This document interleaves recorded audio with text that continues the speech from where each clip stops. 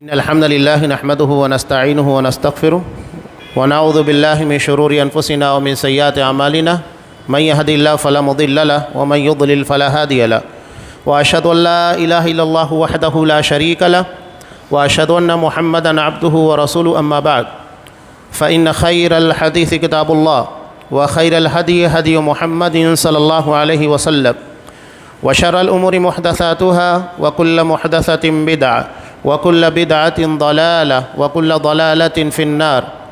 أعوذ بالله السميع العليم من الشيطان الرجيم. بسم الله الرحمن الرحيم. يا أيها الذين آمنوا اتقوا الله حق تقاته ولا تموتن إلا وأنتم مسلمون.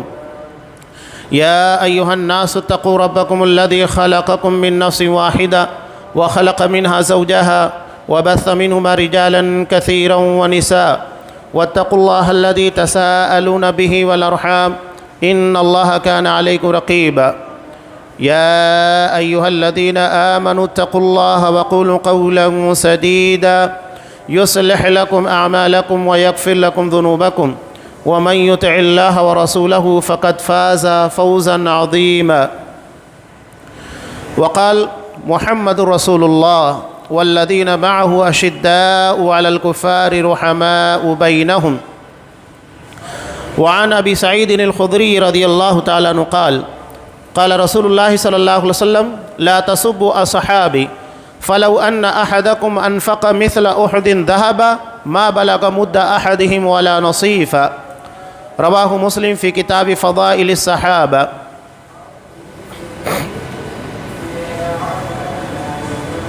تمام قسم کی تعریفات اللہ رب العالمین وحدہ لا شریک کے لائق و زیبا ہے، جو ساری کائنات کا تنہا خالق و مالک ہے، اور بے شمار درود و سلام ہوں اللہ کے آخری نبی جناب کریم محمد رسول اللہ صلی اللہ علیہ وسلم کی ذات مقدسہ پر۔ محترم سامعین، عزیز ماں اور بہنوں،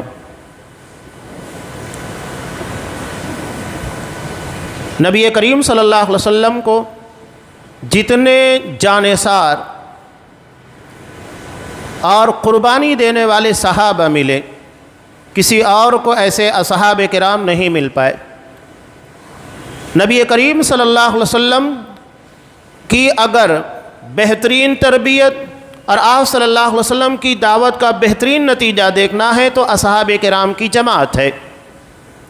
قرآن مجید نے صاف کہا محمد رسول اللہ، محمد صلی اللہ علیہ وسلم اللہ کے رسول ہیں۔ رسول کا کام ہوتا ہے اللہ کا پیغام، اللہ کا دین بندوں تک پہنچانا۔ اب آپ نے دین کیسے پہنچایا اور آپ کی تعلیم اور تربیت کتنی شاندار تھی، اس کا نمونہ اگر دیکھنا ہے تو اصحاب کرام کی جماعت ہے۔ قرآن مجید کہتا ہے والذین معہ، جو آپ کے ساتھ ہیں۔ قرآن نے کہا جو آپ کا ساتھ دے رہے ہیں زندگی کے ہر موڑ کے پر۔ جانثاری کا عالم یہ تھا کہ جنگ احد کے موقع پر جب آپ صلی اللہ علیہ وسلم کی ذات گرامی کو ٹارگٹ کیا گیا تھا، اور مشرکین کا ٹارگٹ آپ صلی اللہ علیہ وسلم کی ذات گرامی ہی تھی، چنانچہ جب آپ کے پاس شدید حملہ ہو رہا تھا، تقریباً 14 انصاری اصحاب کرام آپ صلی اللہ علیہ وسلم کے سامنے کھڑے ہوئے، یکے بعد دیگرے تیر آتے جاتا اسے اپنے سینے کے پر، اپنے ہاتھوں کے پر روکتے، پیٹھ کے پر نہیں۔ ایک شہید ہوتا، دوسرا کھڑا ہوتا، دوسرا شہید ہوتا، تیسرا کھڑا ہوتا۔ 14 اصحاب کرام نے یکے بعد دیگرے آپ صلی اللہ علیہ وسلم کی جان کی حفاظت میں اپنی جانوں کی شہادت دی، قربانیاں دی۔ بتائیے کسی نبی کو ایسے جانثار صحابہ ملے؟ آپ کے ایک اشارے کے پر سب کچھ قربان کرنے والے۔ یہاں تک کہ انصار نے کہا تھا کہ اللہ کا رسول جو مال آپ لیں گے وہ ہمارے نزدیک بہتر ہوگا، پسندیدہ ہوگا، کہ وہ مال آپ نے لیا، اور جو نہیں لیا وہ ہمارے لیے ناپسندیدہ ہوگا کہ اس مال کو آپ نے لیا ہی نہیں۔ یہ ان لوگوں کے نزدیک معیار بن چکا تھا۔ قرآن مجید نے اسی لیے کہا والذین معہ اشداء علی الکفار، یہ کفار کے پر انتہائی سخت، رحماء بینہم، اور آپس میں انتہائی رحیم، شفیق، محبت کرنے والے۔ اصحاب کرام آپس میں کتنے نرم و دل تھے۔ آپ اس کی مثال صحابہ کے درمیان دیکھیے، کہ جب ہجرت کے موقع پر اصحاب کرام مکہ سے مدینہ آئے کتنی بڑی قربانیاں دی، اپنی جائیداد، اپنی پراپرٹی، یہاں تک کہ بیویاں تقسیم کرنے کے لیے راضی ہو گئے. یہ ان کی قربانیاں ہیں، یہ آپسی محبت ہے. اور یہاں تک کہ اگر شہادت کا موقع آ گیا، ایک کے پاس پانی پلانے کے لیے پہنچ رہا ہے، دوسری طرف سے آواز آتی ہے تو یہ کہتا ہے کہ نہیں، میرے بھائی کو پیاس کی ضرورت ہے، اسے پانی پلاؤ. یہ ان کا ایثار، یہ ان کی قربانیاں ہیں. قرآن مجید نے جس کے بارے میں کہا وَيُؤْثِرُونَ عَلَىٰ أَنفُسِهِمْ وَلَوْ كَانَ بِهِمْ خَصَاصَةٌ، یہ اپنی ذات کے پر دوسروں کو ترجیح دیتے ہیں حالانکہ خود زیادہ ضرورت مند ہوتے ہیں. یہ حضرت ابو طلحہ انصاری رضی اللہ تعالیٰ عنہ کے تعلق سے نازل ہوئی. جب انہوں نے نبی کریم صلی اللہ علیہ وسلم کے مہمان کو اپنے گھر میں لا کر کھانا کھلایا، خود بھوکے تھے، بچوں کو بھوکا رکھا، بیوی کو بھوکا رکھا. یہ ایثار ہے، اپنی ذات کے پر دوسروں کو ترجیح دینا. قرآن نے یہ اصحاب کرام کی عظمت بیان کی. اس کے بعد نبی کریم صلی اللہ علیہ وسلم کی حدیث جس میں آپ نے ارشاد فرمایا لا تسبوا اصحابی، میرے کسی صحابی کو برا بلا مت کہو. یہ آپ نے منع کیا آپ کا صحابی. صحابی کون ہے؟ صحابی کے تعلق سے علامہ ابن حجر رحمۃ اللہ علیہ نے جو تعریف بیان کی، سب سے جامع اور بہتر تعریف، من لقی رسول اللہ صلی اللہ علیہ وسلم مؤمنا بہ ومات علیہ، کہ جو نبی کریم صلی اللہ علیہ وسلم سے حالت ایمان میں ملاقات کرتا ہے اور اسی کے پر اس کی موت آتی ہے، یعنی ایمان کے پر ہی اس کی موت واقع ہوئی، یہ صحابی ہے. اب اس میں اگر کسی نے آپ صلی اللہ علیہ وسلم سے حالت کفر میں ملاقات کی، بعد میں مسلمان ہوا، وہ صحابی نہیں ہے، مسلمان ہے، مومن ہے، لیکن صحابی کی تعریف کے باہر ہو جائے گا.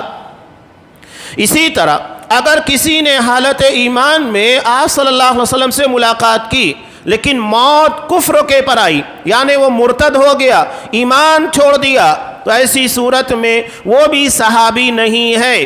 حالت ایمان میں ملاقات کرنا، اسی کے پر موت آنا، یہ ایک صحابی کی تعریف ہے، اور جس کے پر یہ فٹ ہوتی ہے وہ صحابہ ہے. آپ صلی اللہ علیہ وسلم نے منع کیا میرے کسی صحابہ کو برا بلا مت کہنا. قرآن مجید نے اصحاب کرام کے تعلق سے کہا رضی اللہ عنہم ورضوا عنہ، اللہ ان سے راضی، وہ اللہ سے راضی. یہ تمہیدی باتیں میں بیان کر رہا ہوں. قرآن کہہ رہا ہے اصحاب کرام کے پر اللہ تبارک و تعالی راضی ہے، وہ اللہ سے راضی ہیں. آپ صلی اللہ علیہ وسلم نے کہا میرے کسی صحابی کو برا بلا مت کہنا. لو ان احدکم انفق مثل احد ذهب، اگر تم میں کا کوئی شخص احد پہاڑ کے برابر سونا خرچ کر دے.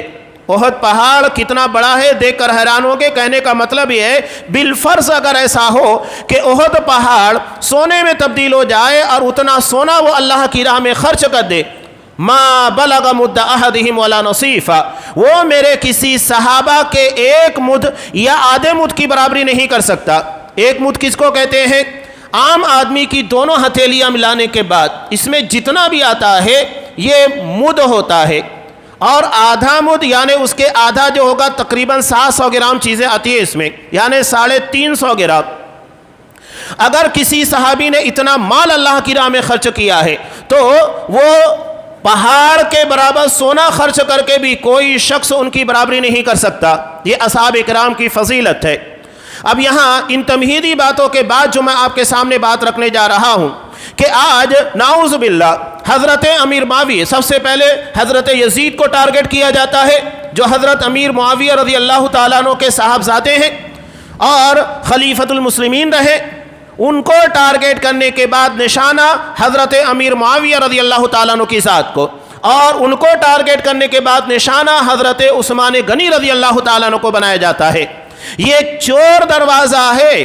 نبی نے جب یہ کہہ دیا کہ میرے کسی صحابہ کو برا بلا مت کہو، اللہ نے ان کے لیے اپنی رضامندی ثابت کر دی. ہم کون ہوتے ان کے بارے میں باتیں کرنے والے؟ اتنی جسارت کی گئی نعوذ باللہ کہ حضرت امیر معاویہ چھوڑیے حضرت عثمان غنی تک کو کہا گیا، ان کی خلافت، ان کے معاملات کے پر اعتراضات کیے گئے. قرآن کہہ رہا ہے کہ تم ان لوگوں کے لیے مغفرت کی دعا کرو. 3 جماعتوں کا تذکرہ کیا گیا سورہ حشر میں.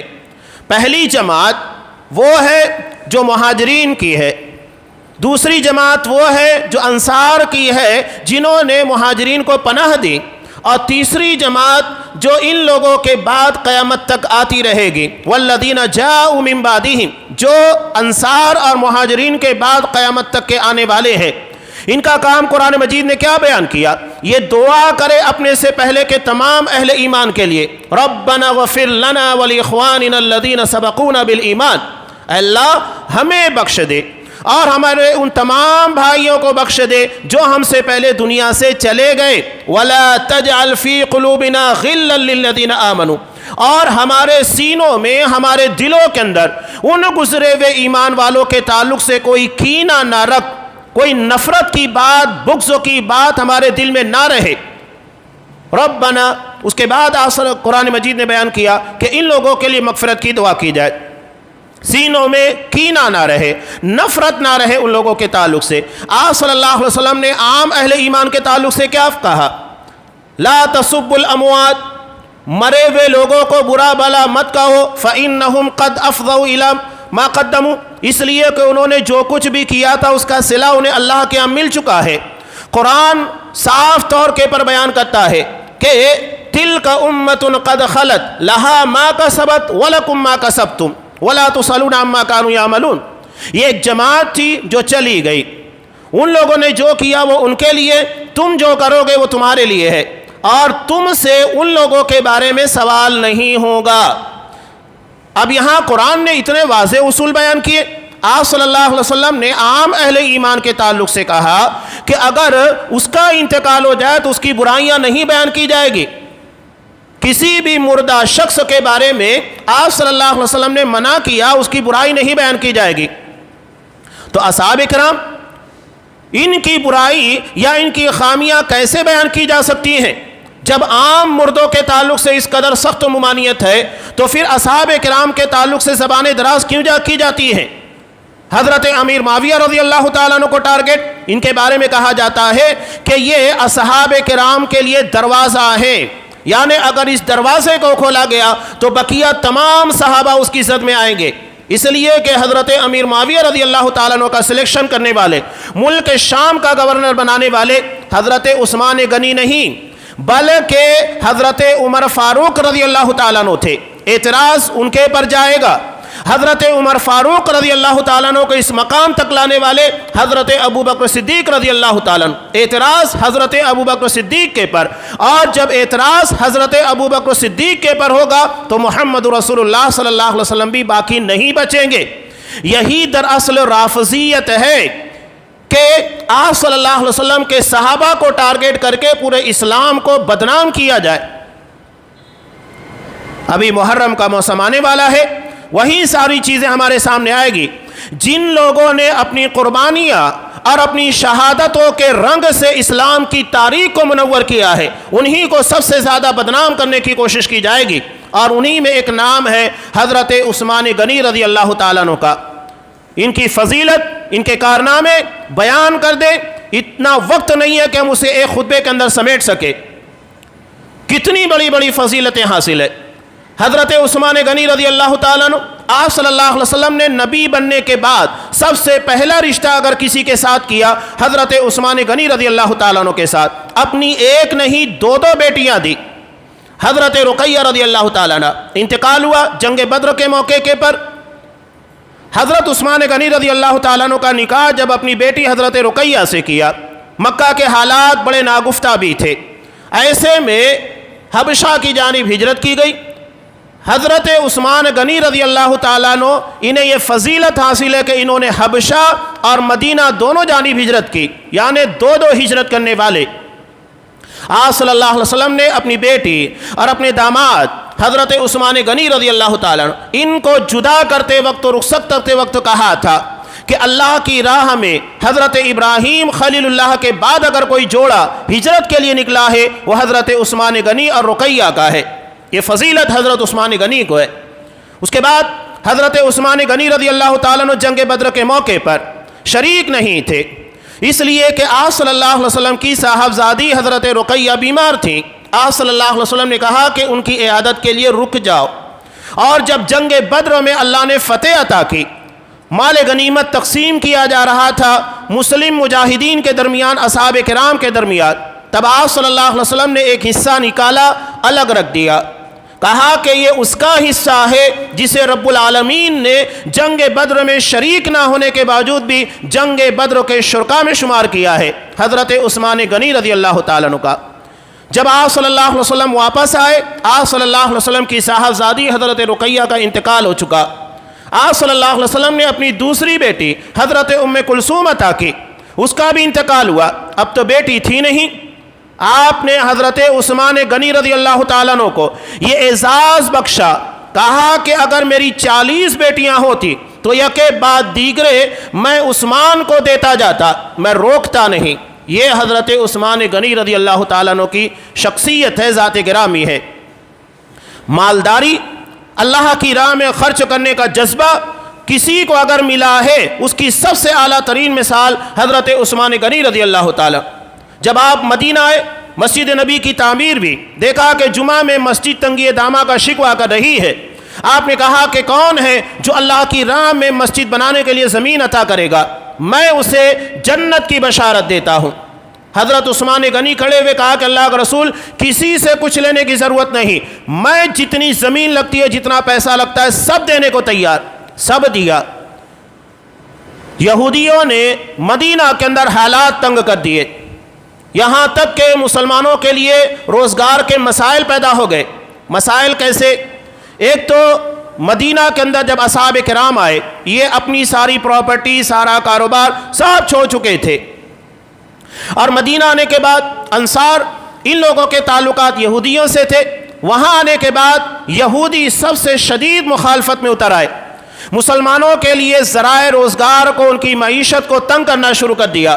ایسی حالت میں بھی انصار نے جو قربانیاں دی، ایک طرف تو انصار کے پر مہاجرین کا بوجھ، ذمہ داری، اور دوسرے ذرائع روزگار کے اندر یہودیوں کی بنیاد کے پر بائیکاٹ کی وجہ سے تنگی، اس کے بعد بھی انہوں نے کوئی شکوہ نہیں کیا، اور یہی مومنانہ کردار ہوتا ہے۔ حالات کتنے بھی سخت ہو جائے، اسلام اور مسلمان ہونے کی بنیاد کے پر ہمارے پر ضرب کاری کی جائے گی، چاہے وہ یکساں سول کوڈ کی بات کیجئے یا کوئی اور بات کیجئے، آپ خود اپنے حالات کا جائزہ لیجئے گا کہ پہلے کے مقابلے میں ہمارے لیے حالات کتنے سخت بنا دیے گئے ہیں۔ قانون کے اوپر قانون ایسے لاگو کیے جا رہے ہیں جو ہماری عید ہے، ہماری معیشت ہے، ہمارے معاملات زندگی ہے، آئلی قوانین ہے، ان ساری چیزوں کو ٹارگٹ کیا جا رہا ہے۔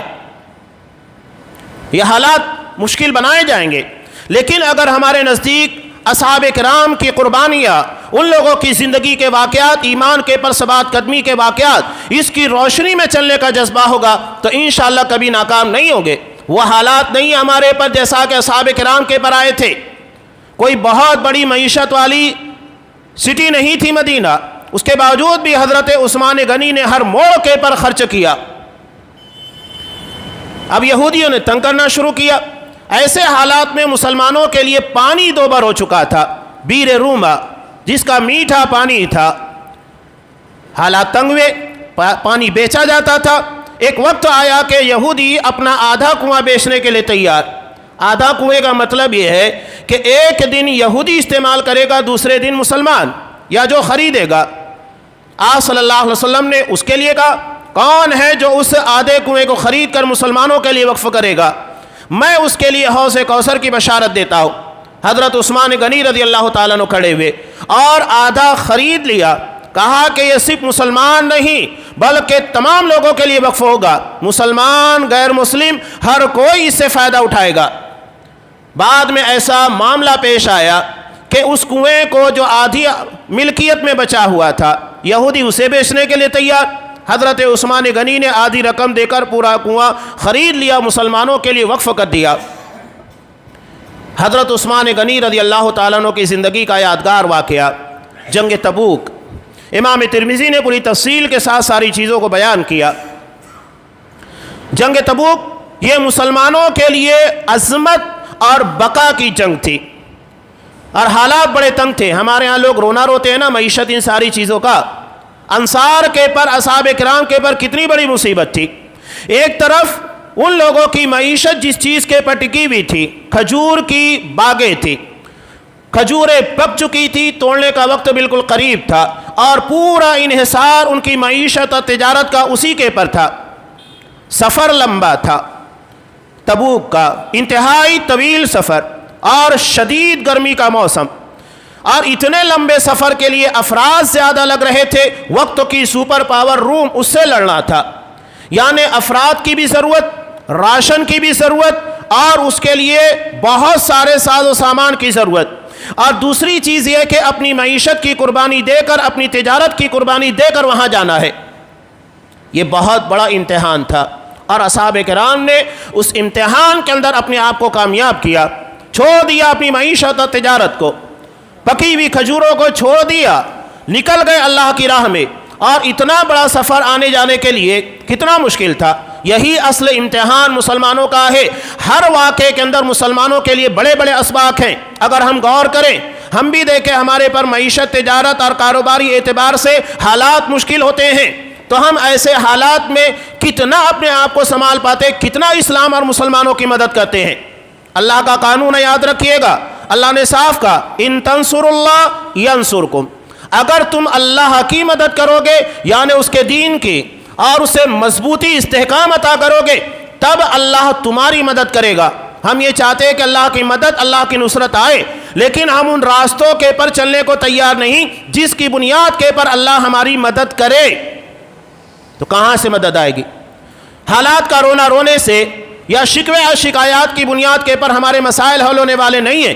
اس کے لیے ان راستوں کو اختیار کرنا ہوگا جس کی بنیاد کے پر ہمارے مسائل حل ہوں گے۔ اگر ایک شخص کو اپنڈکس کی شکایت ہے، وہ سارے محلے کے اندر بیان کرتا پھرے میرے پیٹ کے اندر بڑی شدید تکلیف ہے، تو کیا اس کی بنیاد کے پر اس کی بیماری ختم ہو جائے گی؟ نہیں ہوگی۔ اسے معالج کے پاس جانا ہوگا، طبیب کے پاس، ڈاکٹر کے پاس جانا ہوگا، وہ اس کا علاج کرے گا، آپریشن کرے گا، دوا دے گا، تب اس کا علاج ہوگا۔ شکوے اور شکایت کرنے سے اس کی بیماری ختم ہونے والی نہیں ہے۔ ہمارا معاملہ ایسا ہی ہے، ہم صرف شکوے کر رہے ہیں، علاج کی طرف کسی کی توجہ نہیں ہے۔ ہر کوئی صرف شکوے اور شکایات کے پر لگا ہے۔ اللہ نے ہم کو حل دیا ہے، اور یہ ان واقعات کے اندر چھپے ہوئے ہیں۔ ان واقعات کے پر غور کرنا، تدبر کرنا، اور اس کے مطابق اپنے آپ کو چلانا، یہ اللہ کی طرف سے نصرت کے اسباب ہیں۔ حضرت عثمان غنی رضی اللہ تعالیٰ، امام ترمذی نے تفصیل کے ساتھ بیان کیا، حالات بڑے ناگفتہ بھی ہیں۔ جنگ تبوک کے لیے راشن، افراد، ساز و سامان، ان ساری چیزوں کی شدید ضرورت۔ آپ صلی اللہ علیہ وسلم نے تعاون کے لیے کوئی چھوٹا موٹا اعلان نہیں کیا۔ کہا کون ہے جو اللہ کی راہ میں 100 اونٹ دے گا؟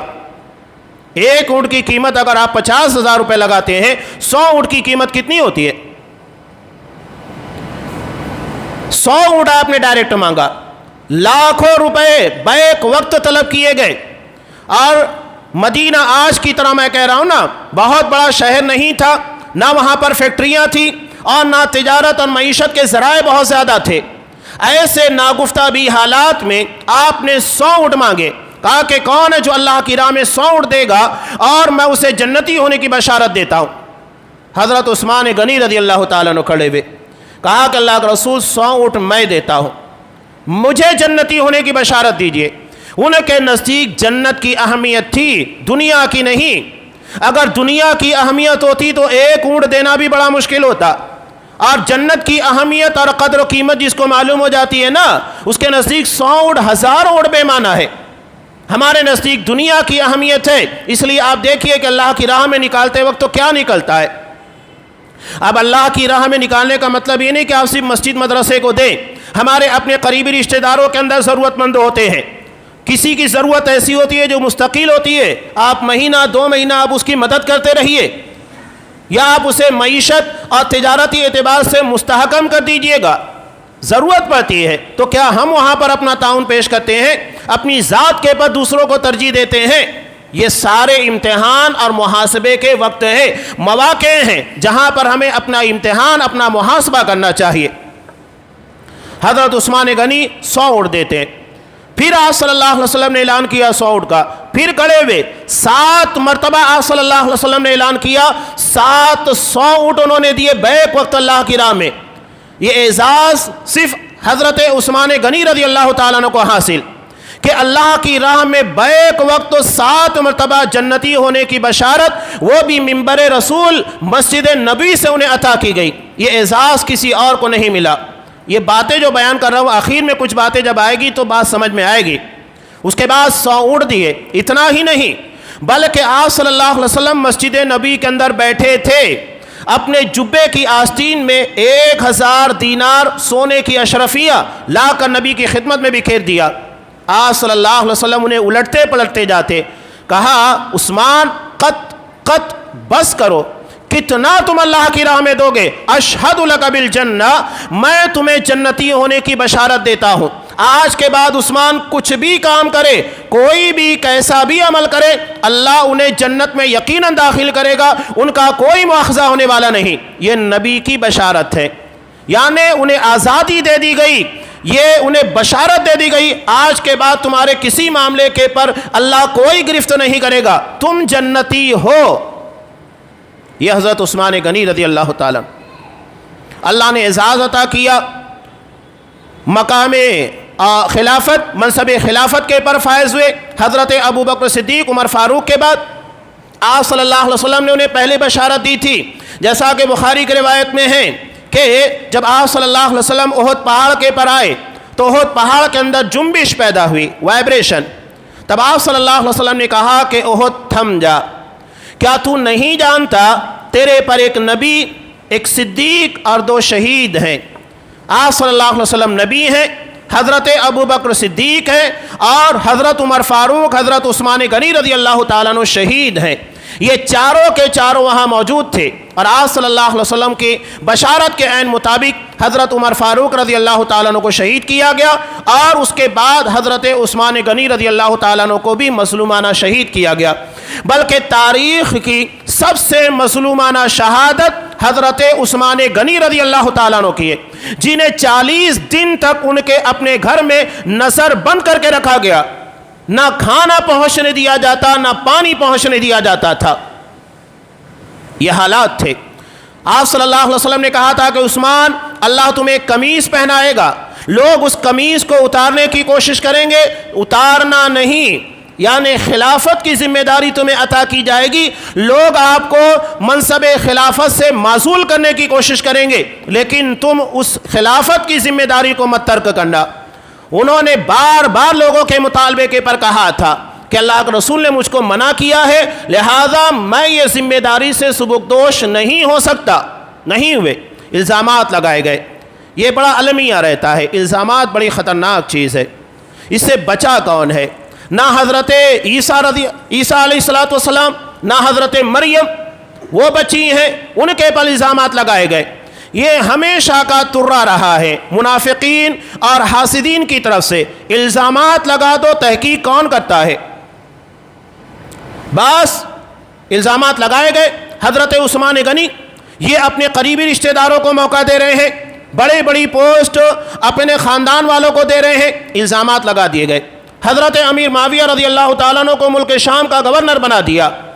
حضرت عثمان غنی نے کہا کہ یہ ساری ذمہ داریاں مجھ سے پہلے حضرت عمر فاروق نے انہیں عطا کی ہے، میں نے صرف انہیں ان کی پوسٹ کے پر باقی رکھا ہے، میں نے ذمہ داری نہیں دی ہے۔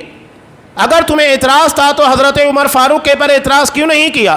یہ معترضین، ناقدین بڑے خطرناک ہوتے ہیں۔ ناقدانہ ذہنیت یہ انسان کے بیمار ہونے کی علامت ہوتی ہے، اور اگر انسان کے اندر نسخہ یعنی خیرخواہی کا جذبہ ہے تو اچھے انداز میں تنقید کرے گا، اصلاح کے لیے، خیرخواہی کے لیے۔ لیکن کچھ تنقیدیں، بلکہ زیادہ تر تنقیدیں اہانت کے لیے ہوتی ہے، تنقید کے لیے ہوتی ہے، بے عزتی کرنے کے لیے ہوتی ہے۔ اور یہ چیزیں آپ اچھے طریقے سے جماعتی سطح کے پر بھی دیکھیے، عام حالات کے اندر بھی دیکھیے، یہ ساری چیزیں انسان کو تباہ کرنے کے لیے کافی۔ حضرت عثمان غنی رضی اللہ تعالی اپنا سارا مال اللہ کی راہ میں خرچ کیا تھا، حالانکہ ایک وقت اللہ نے ان کو ایسا عطا کیا تھا کہ اپنی ساری پراپرٹی کو سنبھالنے کے لیے اپنے زر خرید، اپنی پراپرٹی سے اور اپنی ملکیت سے خریدے ہوئے 5000 غلاموں کو انہوں نے نگرانی کے طور کے پر رکھا تھا۔ اتنی ملکیت، اتنی پراپرٹی اللہ نے ان کو عطا کی تھی، لیکن جب خلافت کے پر آئے کچھ باقی نہیں بچا۔ بلوائیوں نے اعتراض کرنے والوں نے، فسادیوں نے جب گھیرا بندی کی، یہاں تک کہ انہیں مسجد نبی میں امامت کے لیے بھی نہیں آنے دیا جاتا تھا۔ صحابہ ان کے پاس آتے، حضرت ابو ہریرہ رضی اللہ تعالیٰ عنہ کہا کہ مدینہ میں 1200 اصحاب کرام ہیں جو آپ کے لیے اپنی تلوار اٹھانے کے لیے تیار ہے۔ انہوں نے کہا کہ نہیں، جو تلواریں اللہ کے دین کے لیے اٹھی ہے میں اسے اپنی ذات کے لیے استعمال نہیں کرنا چاہتا۔ ایک مرتبہ حضرت علی رضی اللہ تعالیٰ اپنے دونوں بیٹے حضرت حسن اور حسین رضی اللہ تعالیٰ عنہ، اس لیے کہ خالو تھے، دو بہنیں حضرت رقیہ ام کلثوم ان کے نکاح میں تھی، اس لیے خالو ہونے کا رشتہ تھا، جا کے ان کے گھر کی پہرے داری کرو، فسادی ان کے گھر کے اطراف میں منڈا رہے ہیں۔ جب یہ وہاں گئے تو ان بلوائیوں نے انہیں وہاں سے واپس کر دیا۔ حضرت علی رضی اللہ تعالیٰ عنہ نے پوچھا کیوں واپس آ گئے؟ کہا کہ وہاں جو لوگ موجود تھے بلوائی، انہوں نے وہاں سے ہمیں ہٹا دیا۔ حضرت علی رضی اللہ تعالیٰ عنہ غصہ ہوئے۔ آج تک انہوں نے کبھی حضرت حسن اور حسین کے پر ہاتھ نہیں اٹھایا تھا، لیکن اس وقت انہوں نے ہاتھ اٹھایا، دونوں کو ایک ایک تھپڑ مارا، کہا کہ میں نے تمہیں وہاں نگرانی کے لیے، حفاظت کے لیے بھیجا تھا اور اس مقام سے ہٹائے۔ پوری زندگی کبھی انہوں نے ہاتھ نہیں اٹھایا، لیکن حضرت عثمان غنی رضی اللہ تعالیٰ یہ لحاظ تھا۔ آپ صلی اللہ علیہ وسلم اتنا احترام حضرت عثمان غنی کا کہ جنازہ آتا، یہاں تک کہ عبداللہ بن ابی منافقوں کا سردار، جس نے آپ کی زوجہ محترمہ حضرت عائشہ صدیقہ رضی اللہ تعالیٰ عنہ کے پر بہتان تراشی کی تھی اور دیگر سارے معاملات میں ہمیشہ تنقیدیں کرنا، آپ کے خلاف کھڑے رہنا، سارا اس نے بوال مچایا اپنی پوری زندگی، اس کی نماز جنازہ بھی پڑھا دی۔ حالانکہ قرآن نے بعد میں منع کر دیا کہ کسی منافق کی نماز جنازہ اس کے بعد آپ مت پڑھانا، لیکن ایک جنازہ آیا، لوگوں نے کہا کہ اللہ کا رسول نماز جنازہ پڑھا دیجئے۔ آپ صلی اللہ علیہ وسلم نے پوچھا کون؟ نام بتایا گیا، کہا کہ وہ جو عثمان کو گالیاں دیا کرتا تھا، عثمان کو برا بھلا کہتا تھا، نہیں میں اس کی نماز جنازہ نہیں پڑھاتا، جا کر پڑھ لو۔ یعنی اپنے دشمن، اپنی ذات کے خلاف بولنے والے کی نماز جنازہ پڑھائی، لیکن عثمان کے خلاف بولنے والے کی نماز جنازہ آپ نے نہیں پڑھائی۔ یہ ہے احترام۔ حضرت عثمان غنی کی حالت یہ بنا دی گئی تھی۔ ایک مرتبہ حضرت عائشہ رضی اللہ تعالیٰ عنہ انہیں معلوم ہوا کچر کے پر پانی لے کر گئی، وہی بیری روما جسے حضرت عثمان غنی نے سارے لوگوں کے لیے خرید کا وقف کیا تھا، اس کا پانی پینا بند کر دیا گیا۔ وہ پوچھتے تھے کیا یہ بیر روما میں نے خرید کر وقف نہیں کیا؟ یہ مسجد نبی جسے میں نے خرید کر وقف نہیں کیا، اس کی تعمیر، اس کی توسیع میں حصہ نہیں لیا؟ ہر چیزیں موجود ہے، سارا اللہ کی راہ میں خرچ کر دیا تھا۔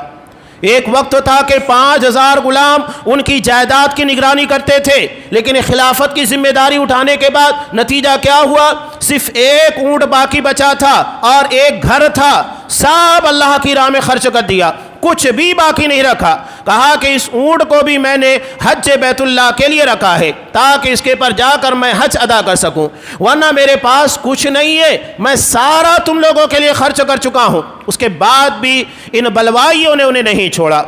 اعتراضات کے پر اعتراضات، مسجد نبی کے مصلے تک قابض ہو گئے۔ لوگ سوال کرتے تھے ان فسادیوں کے پیچھے نماز پڑھنا چاہیے کہ نہیں؟ یہ جو ذہنیت ہے بڑی خطرناک ہے، اور یہی ذہنیت اسلامی کاز کو سب سے زیادہ نقصان پہنچاتی ہے، جو مسلمانوں کے درمیان رہ کر اپنے آپ کو مصلح سمجھتے ہیں اور اپنے آپ کو بڑا پارسا سمجھتے ہیں، اصول پرست سمجھتے ہیں کہ ہم خیر خواہی کر رہے ہیں، حالانکہ خیر خواہی کے پردے میں پوری جماعت، پوری قوم کو تباہ کرتے ہیں لوگ۔ یہ حضرت عثمان غنی سے چلے ہوئے، اور ہر دور کے اندر ایسی ذہنیت اور ایسی فکر پائی جائے گی۔ یہ فکر اسلام کے مزاج کے بالکل خلاف ہے، یہ اس کی بنیادوں کو کھوتی ہے۔ خیر خواہی کا جذبہ الگ ہوتا ہے، اس کا طریقہ جدا ہوتا ہے، لیکن انسان کے اندر ذہنی طور کے پر نیت کے اندر فطور پیدا ہو جائے تو پھر بات وہیں سے بگڑنا شروع ہوتی ہے۔ ان کے اندر صرف حکومت کو حاصل کرنا، تنقیدیں کرنا، اپنے لیے راہ کو ہموار کرنا، الزامات لگانا، بہتان تراشیاں کرنا، یہی بلوائیوں کا، ناصبیوں کا طریقہ کار رہا ہے۔ پلٹ کر اگر ان لوگوں کے پر اعتراض کیا جائے تو مچل جاتے ہیں، ماتھے کے پر شکن آنے لگتی ہے۔ اعتراض اگر اصول کی بنیاد کے پر کیا جائے، وہی اعتراض دوسروں کے پر بھی ہوتا ہے۔ ایک سیدھی سی بات، یہ صرف بطور اعتراض کے جوابی کارروائی کی بنیاد پر لوگ حضرت امیر معاویہ رضی اللہ تعالیٰ عنہ کو برا بلا کہتے کہ انہوں نے اپنے بعد اپنے بیٹے کو خلیفہ بنا دیا، اس بنیاد کے پر خلافت ملوکیت میں یعنی بادشاہت کے اندر تبدیل ہو گئی۔ یہ اصول تم بتا رہے ہو نا۔ اگر یہی اعتراض پہلے کیا جائے کہ حضرت علی رضی اللہ تعالیٰ عنہ نے اپنے بعد اپنے بیٹے حضرت حسن رضی اللہ تعالیٰ عنہ کو خلیفہ بنایا، تو وہاں پر وہ ملوکیت میں تبدیل کیوں نہیں ہوئی؟ وہاں اعتراض کریں گے، غصے میں آ جاتے، حالانکہ شروعات وہاں سے ہوئی۔ اعتراض ان ساری چیزوں پر نہیں ہے۔ اگر کوئی باپ اپنے بعد بیٹے کو ذمہ داری دیتا ہے، وہ قابل ہے، تو یقینی بات ہے کہ وہ ذمہ داری سنبھالے خلافت کی، بادشاہت کی۔ اور بادشاہت اسلام میں کوئی ناپسندیدہ عمل نہیں ہے، جیسا کہ لوگوں کے درمیان اس طرح کی باتیں اور افواہیں پھیلا کر گمراہ کرنے کی کوشش کی جاتی ہے، ایسا کچھ نہیں ہے۔ اللہ نے بنی اسرائیل کو جب اپنی نعمتوں کی یاد دہانی کرائی، اس میں ایک نعمت یہ بھی ہے کہ تمہارے درمیان اللہ نے بادشاہت رکھا، بادشاہوں کو اللہ نے متعین کیا۔ طالوت کو اللہ نے بادشاہ بنایا تھا نا، سورہ بقرہ کے اندر پڑھیے، تو فی نفسہ ہی یہ چیز اپنی جگہ کے پر بری نہیں ہے۔ بہرحال حضرت عثمان غنی کے پر اس طرح کے اعتراضات اور تنقیدیں کی گئی، اور ایک ایسا عظیم خلیفہ جس نے اسلام کی راہ میں سب سے زیادہ اپنا مال عطا کیا، سب سے زیادہ مواقع کے پر اپنے مال کے ذریعے اسلام کی خدمت کی۔ اور ایک بات اور بھی ہے، حضرت عمر فاروق رضی اللہ تعالیٰ عنہ، ان کے دور خلافت میں جتنی فتوحات ہوئی، تاریخ اٹھا کر دیکھیے، حضرت عثمان غنی رضی اللہ تعالیٰ عنہ کے دور خلافت میں اس کے ڈبل فتوحات ہوئی ہیں۔ یہ بڑا اعزاز حضرت عثمان غنی کو حاصل ہے۔ حضرت عثمان غنی رضی اللہ تعالیٰ عنہ کے دور خلافت میں ملک شام کے جانب سے جو ساحلی پٹا تھا، وہاں اغیار مسلمانوں کے پر آ کر حملے کر رہے تھے۔ حضرت امیر معاویہ رضی اللہ تعالیٰ عنہ ملک شام کے گورنر تھے۔ کہا کہ معاویہ اگلے سال کے سورج کے طلوع ہونے سے پہلے مسلمانوں کا ساحل محفوظ ہو جانا چاہیے۔ جب وہ ٹیکنالوجی کا دور نہیں تھا، آج کی طرح ترقیاں نہیں تھی، حضرت امیر معاویہ رضی اللہ تعالیٰ عنہ نے ساحل سمندر کے پر جہاں مسلمانوں کے پر حملے ہوتے تھے، ایک سال کے اندر 1400 بحری جہاز جو ان کی حفاظت کے لیے تعینات ہونے چاہیے تھے تیار کیے، اور مسلمانوں کے ساحل کو دشمنوں سے محفوظ کیا۔ ایک سال کے اندر 1400 بحری جنگی جہاز تیار کیے۔ یہ اعزازات ہے۔ وہ خلیفہ آج اپنی کوٹری کے اندر بند ہے، 40 دنوں سے کھانا پانی بند کر دیا گیا ہے۔ آخر میں حالات یہ پہنچتے ہیں کہ کھانے کے لیے کچھ نہیں ہے، نیت سے سحری کی جاتی ہے، نیت سے افطار کیا جا رہا ہے، کچھ بھی نہیں۔ ایک مرتبہ دیکھا ان کی بیوی نائلہ نے کہ قرآن کے پڑھتے ہوئے ان کی گردن ڈھلک گئی ہے، کمزوری نقاہت کا عالم اتنا تھا۔ جب کھانا پینا کچھ نہیں ہے 40 دن، لوگ کربلا کی بات کرتے ہیں جہاں 2-3 گھنٹے کے اندر سارے معاملات طے ہو گئے، نپٹ گئے، اور یہاں اتنی بڑی مظلومانہ شہادت جو 18 ذی الحجہ کو پیش آئی تھی، اسے بھلا دیا گیا۔ اصل میں ان حقیقی واقعات کو چھپانے کے لیے ان سازشی بلوائیوں نے، رافضیوں نے اپنے آپ اس طرح کے واقعات کو گڑھا اور امت کے درمیان پھیلایا، عاشورہ کے نام کے پر جو خوشی کا دن ہوتا ہے۔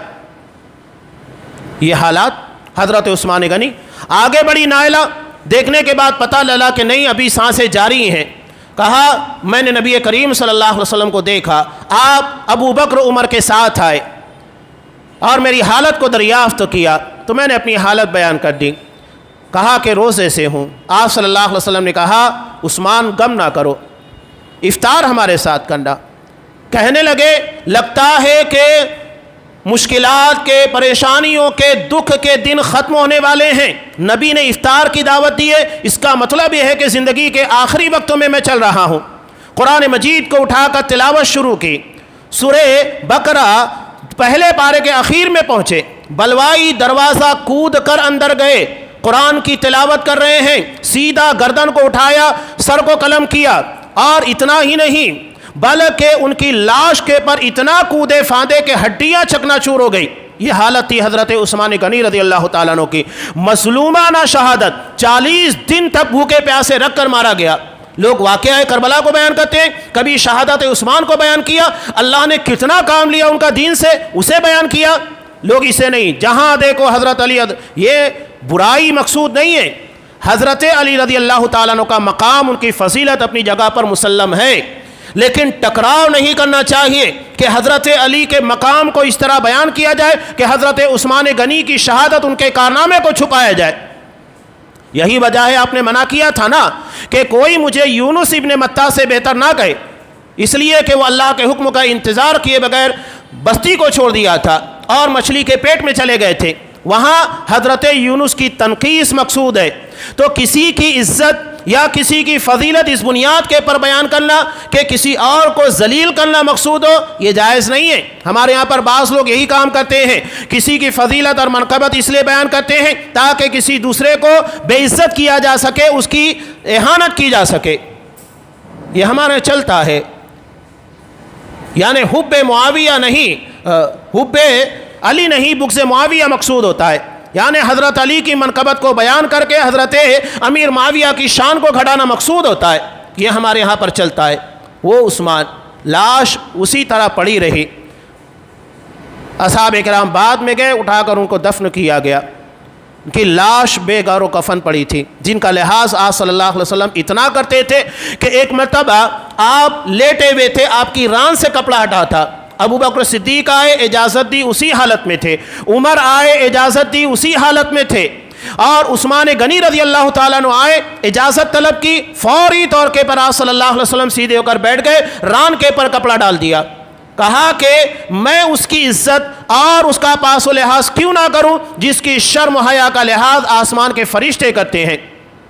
یہ حضرت عثمان غنی رضی اللہ تعالیٰ عنہ، میں نے تھوڑے سے وقتوں کے اندر ان چیزوں کو بیان کرنا اس لیے مناسب سمجھا۔ 18 ذوالحجہ کو شہادت واقع ہوئی، لوگ حضرت امیر معاویہ، حضرت عثمان غنی کے پر نعوذ باللہ تنقیدیں کرتے، جبکہ قرآن میں اللہ نے اپنی رضامندی کی سرٹیفکیٹ دی ہے۔ آپ بہتر جانتے ہیں کہ اللہ بہتر جانتا ہے، اللہ جب ان سے راضی تو تم ناراض ہونے والے کون؟ اور اس کے اندر آپ دیکھیے تحریکیت، اخوانیت اور اسی سے جڑی ہوئی ہمارے یہاں پر کچھ جماعتیں ہیں جو ان کے زد میں آئی ہوئی ہیں، اور خاص طور سے ایک نیا فتنہ جو پیدا ہوا ہے انجینئر محمد علی مرزا کا، یہ بھی رافضیت کو مسلمانوں کے درمیان داخل کر رہا ہے۔ یہ بھی آپ دیکھیے آئے دن تنقیدیں کرتا ہے حضرت امیر معاویہ کے پر، حضرت عثمان غنی تک کو نعوذ باللہ۔ اور ہمارے یہاں لوگ سمجھتے ہیں کتنا بڑا محقق ہے جو کبھی خطبہ دینے نہیں آیا، عالم نہیں ہے، یوٹیوب کے پر فتنہ پیدا کرتا ہے اور نوجوان اس کا شکار ہوتے ہیں، کہتے ہیں کہ اس سے بڑا عالم کوئی نہیں، اس سے بڑا جاہل کوئی نہیں ہے، جس کے پاس علماء باتیں کرنے کے لیے گئے لیکن اتنا بڑا بھگوڑا کہ اپنے گھر کے باہر تک نہیں نکلا، بھاگ گیا۔ تیرے اندر اتنی ہی دین کی صحیح سمجھ ہے، فقاہت ہے، تو عالموں کے سامنے بیٹھ۔ لیکن ہمارے نوجوان طبقے یوٹیوب کو دیکھتے ہیں، پیچھے لگ جاتے ہیں اس کے۔ ایک بہت بڑا فتنہ ہے، تو یہ سمجھنا بھی ضروری ہے کہ حقیقت میں علماء کون ہے۔ علماء سے دین حاصل کرنا چاہیے، ان جوہلا سے نہیں کہ جو بیٹھ گئے، اسٹیج سجا لیا اور اس کے بعد لوگوں کے درمیان منمانی دین کی تفسیر بیان کرنے لگے۔ نہیں، سند ہونا چاہیے، سرٹیفکیٹ ہونا چاہیے، اور اس چیز کے بارے میں گہرا علم ہونا چاہیے جب باتیں کی جائے، ورنہ ہر کس و ناقص کو اس بات کی اجازت نہیں کہ دین کے اتنے اہم مدوں کے بارے میں باتیں کرے۔ اللہ تبارک و تعالیٰ سے دعا ہے کہ اصحاب کرام کی جو محبت ہمارے سینوں میں ہونا چاہیے، اس محبت کو جاگوزی کرے، اور ان محبت کے تقاضے کی بنیاد کے پر دین کی خدمت کا وہی جذبہ ہمارے دلوں میں رکھے جیسا اصحاب کرام کے اندر تھا، اور ہمیں اسی طرح اسی نقش قدم کے پر چلنے کی توفیق دے، اور سینوں میں اصحاب کرام کے تعلق سے کچھ بھی رنجش یا کوئی بھی بات ہو، اس سے سینوں کو صاف کر دے، پاک کر دے، ہمیں انہی کی راہ کے پر چلنے والا اور ان کا شیدائی بنائے، ان کی طرح دین کی خدمت کرنے والا اور انہی کی طرح زندگی گزارنے والا بنائے۔ آمین۔ بارک اللہ لنا ولکم فی القرآن العظیم ونفعنی وإیاکم بالآیات والذکر الحکیم، انہ تعالی جواد کریم ملک برؤوف رحیم۔